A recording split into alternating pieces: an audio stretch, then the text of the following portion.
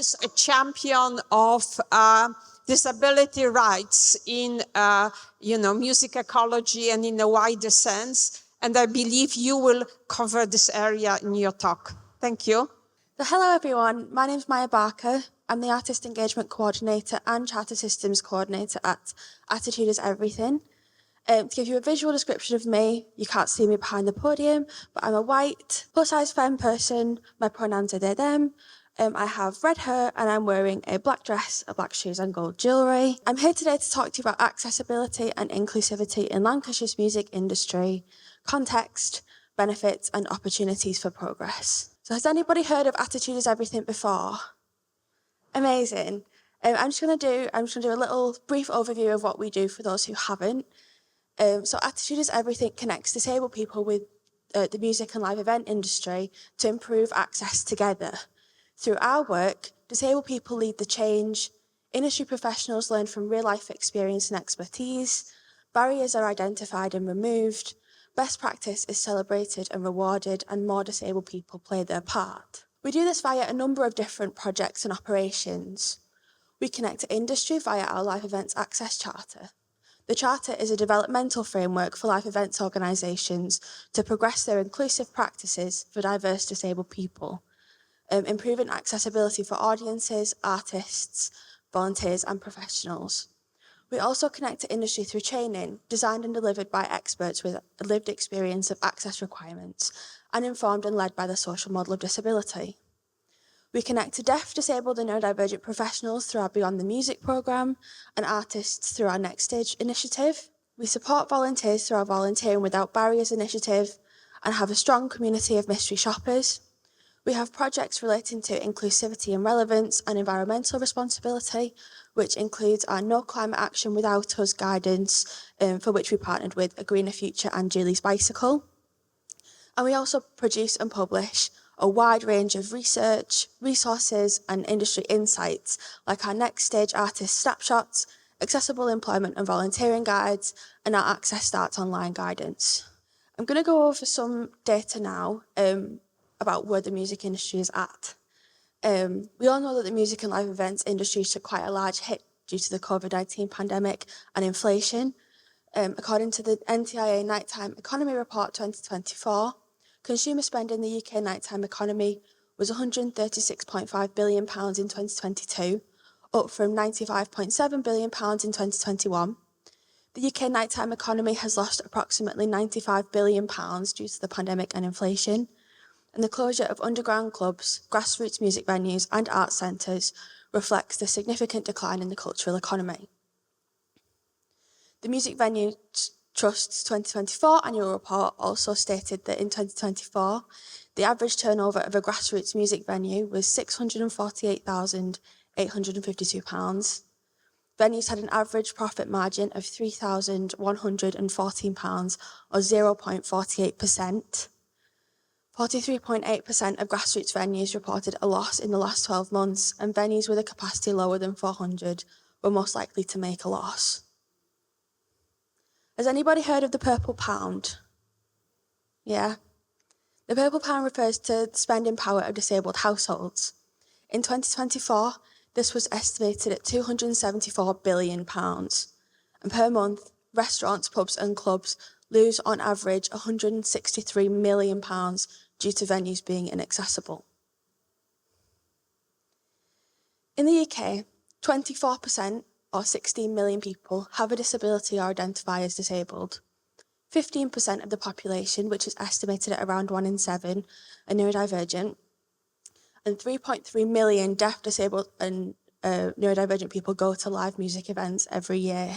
There are multiple different definitions of disability, but today I'll be sharing two, as defined in the Equality Act and in the social model. In the Equality Act, disability is defined as a person has a physical or mental impairment, and that physical or mental impairment affects the person's day-to-day activities. This definition is important, as anybody who falls under this description is protected by law under the Equality Act. The social model of disability is at the forefront of our work at Attitude is Everything.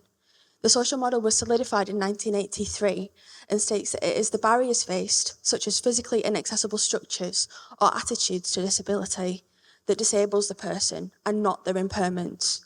It was developed by and for disabled people, and it focuses on removing the barriers that disabled people face. When we're talking about making things accessible, what does that actually mean? A reasonable adjustment under the Equality Act is a change made to reduce or remove a disadvantage that a disabled person may encounter because of the barriers they face. Reasonable adjustments are effective and practical, do not induce financial risk, and do not contravene health and safety laws. Example of reasonable adjustments in the music sector and the live music sector would include having a queue jump system, free PA or companion tickets, and large print programmes or menus. So how can you practically improve access to live events for audiences? Of course, we've spoken about how little money the industry has to implement larger structural changes, like installing a lift or a permanent ramp. This being said, there are still so many things you can do to make your events more accessible. The first thing I want to start with is to have an access policy. This is one of the most important things you can do so that you and your team know exactly where you stand on access. Are assistance dogs allowed in your events, and why? If you don't have a lower counter, what's your process for serving someone for which a non-lower counter is inaccessible? What's your process for booking access tickets? What evidence do audience members need to share? All of these things should be included in your access policy. Have a detailed access page on your website. The information from your access policy can be copied over to the website, and we have Access Starts online guidance, which includes a template for your access page. You could also include images or a video walkthrough of the audience area of your premises, if you have one. Make sure this information is as accurate as possible. If you have steps leading up to the venue, how tall and wide are they? How many are there? How far away are you from the nearest accessible transport links? How big is your accessible toilet? How many rails does it have? Make sure your website has basic access features too. Things like, is it possible to make the text bigger or smaller? Do you have good colour contrast? Is it compatible with screen readers? Provide PA or companion tickets at no extra cost. Many disabled people need support at events, so it's important to provide the option for disabled people to bring someone with them who can provide that support. Where practical, we would encourage disabled people to self-identify their need for a PA or companion without providing proof. But we do recognise that there are circumstances where you might need to request evidence. The best way to go about this would be to provide a list of documents that act as automatic evidence of eligibility. Customers who don't have those documents should be given the opportunity to provide information they do have and be considered on a case-by-case basis. Provide an accessible queue or queue jumping provision for those unable to queue because of their access requirements. There are lots of reasons why people may be unable to queue. They might be unable to stand for long periods of time, feel sensory overload, or be unable to be in large crowds. By offering an alternative, you're making sure that the night starts in the best, most accessible way for your disabled patrons. Have an access area or platform. I'll admit installing a platform might be slightly more costly, but coordinating a safe area close to or with good view of the stage for those who have booked access tickets is important. It means that they can still have a good time and see their favourite artists or musicians or performers, but in a safe way. Allow people to enter and exit the performance space or venue as necessary. People might need to exit and return for a multitude of reasons. An example for me is that I have a sensory impairment, and although I love live music, it's such a sensory experience that more often than not, I do need to take a break. If you don't have a dedicated sensory or chill out area, this can be a solution. Just make sure that it doesn't have to be outside in the smoking area. Make sure your emergency evacuation plan considers disabled people.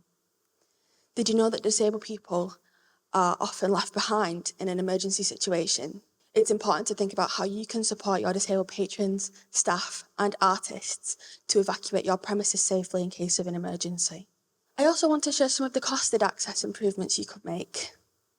Of course, having step-free access and an accessible toilet, or a toilet with at least a 1.5 metre squared turning circle with at least one grab rail, is considered the bare minimum of access. You need both to begin applying for our live events access charter. But there are other things you can do. Provide clear signage to the bar, to the toilets, to the exit. It's always a good thing when people know where they're going. Have foam earplugs available for audience members who need them. Live music events often have foam earplugs behind the bar to protect staff hearing, but these can also be useful for people who find the noise a bit too much. If you have the ability, you could also provide aid offenders. Complete disability equality training.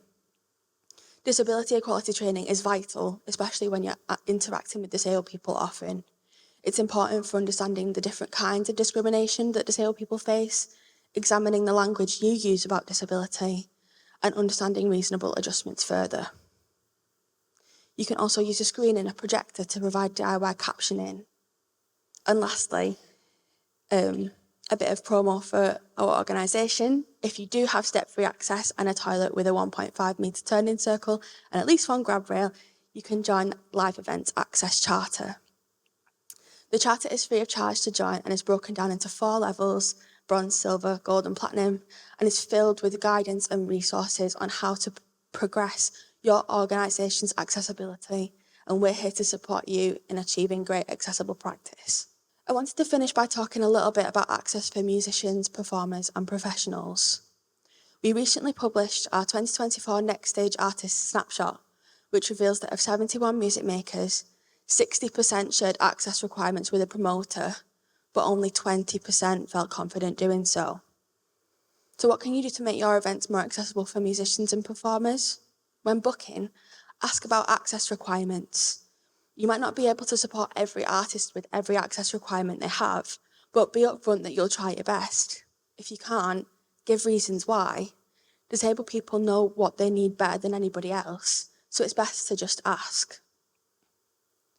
Also, when booking, offer information about backstage and onstage access. Again, if there are steps up to the stage, how many? Where is the green room located in regards to the stage? How big is the stage? Is there an accessible toilet backstage? Provide artists with a named contact who will support their access requirements on the night. And be mindful that some artists might need support with loading or need flexible loading, sound check or adjustments to noise levels or lighting.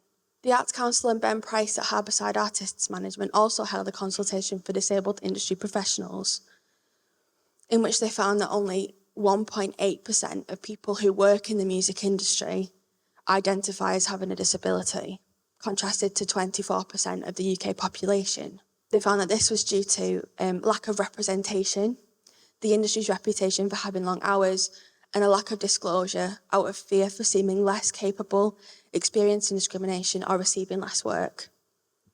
To make the industry more accessible for professionals, you can be as flexible as you can be with your working hours, working from home, etc., if they can. Simplify language in policies and avoid unnecessary jargon. Do everything you can to make your premises accessible and make sure physical accessibility is considered in future renovations. Consider the mental health and stress of your team and take it seriously.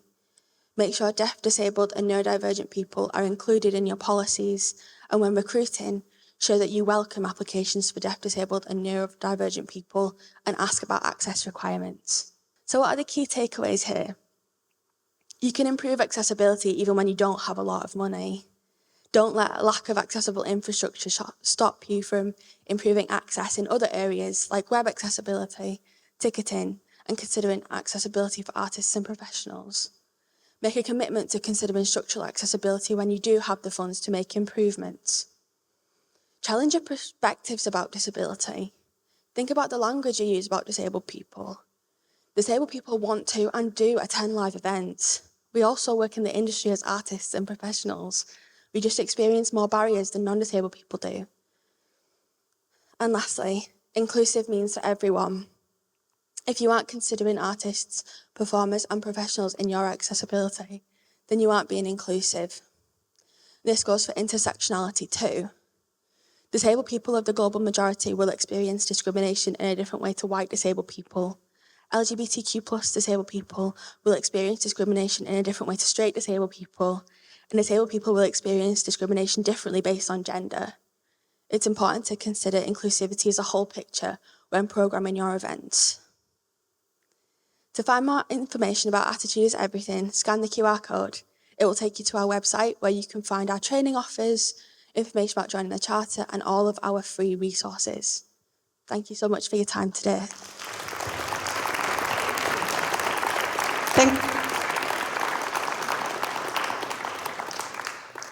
Thank you, Maia, so much. Obviously, it also links to what the other speakers said, as your talk was also about education, yes? Educating people who work in music business as well as the audience. Do you have any questions? Hello. Hi. Hi, I'm JD. It's really nice to see you spreading awareness of accessibility needs. I am a disabled artist and I do have accessibility requirements.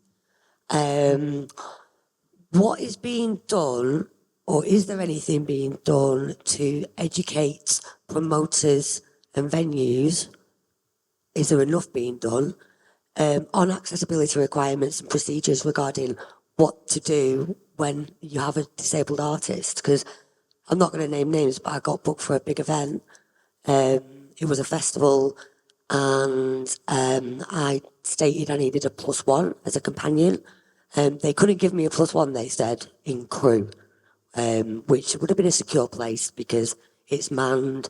There's not a lot of people there like there would be in the main camping area. So I felt that I'd be safe there. I wouldn't get too overwhelmed, and I'm with other artists and people that I know. However, there was a ticket shortage. So the promoter didn't know the procedure of what to do, and it was new to him. He'd never had this situation. And I was worried that I was going to have to drop out, which caused a lot of distress and upset. Whilst he went about finding out what to do, I've ended up in accessibility. I have my +1, but I'm segregated from the artists and the crew. And I don't think it's very fair. And I don't think there should ever be a situation where a promoter doesn't know what to do with an artist with a disability. Is there enough being done to educate promoters and venues on the accessibility requirements of an artist who has a disability? First of all, thank you so much for your question and thank you for sharing. I'm really sorry that you've had that experience. In terms of, is there enough being done? I think that although we are working on it, there will always be more to be done. For us, at the minute, we launched our Just Ask campaign, which encouraged venues, festivals and promoters to just ask about people's access requirements, because it's very easy to just ask. We also have revamped our artists' guidance in our live events access charter. We relaunched it in February, and that section was written by my colleague Hilary, and that includes more recent findings. But I do still think that although we are working on it and there are things in the works for us, there will always be more to do. Yeah, thank you. I'm sure you have more questions. However, due to pressure of time, we have to close it. But Maia, you will be around. So if you have more questions to Maia, please ask them, when mixing with her. So thank you so much. Thank you.